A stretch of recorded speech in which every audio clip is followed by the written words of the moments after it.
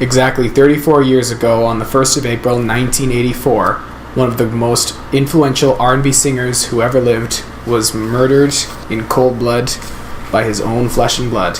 That man was none other than Marvin Gaye. As you can see here, this is the album that I did for my review for his album In Our Lifetime, which is this album featured right here.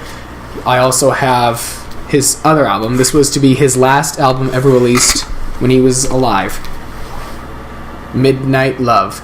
This album became his first big hit in 9 years, earning him 2 Grammy Awards. And it also earned him a big comeback tour throughout 1983. But just months after the tour ended, he died, shot and killed by his father. To this day, I often think, what would happen had Marvin Gaye survived? I can tell you that the world of R&B would be amazing had Marvin Gaye survived. I could see him being a good musical teacher. However, if he were alive today, I can tell you this, he would have had to pay massive amounts of money to every debt that he had. At the time of his death, he owed the IRS a lot of money. Studio left, unpaid taxes, and 2 divorces forced him to sell a few of his properties.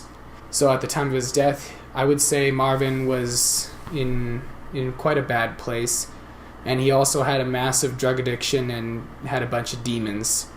So I often wonder if Marvin Gaye would still be alive today or not. If he had survived the shooting, he was pretty open about his depression in an interview taken only a short time before his death. In the interview, he did reveal that he did attempt suicide with some drugs, and he even said in the interview that he was depressed most of the time. I often think, if he survived the shooting, would he be suicidal? Would he have gotten help? Would he have gotten treatments for his drug addictions? Just like people always tell me, we won't know 100% of the story. True fact, he was one of the most influential musicians of his time. And on iTunes, I discovered that he was an influence to a few other music legends. Nobody that particular,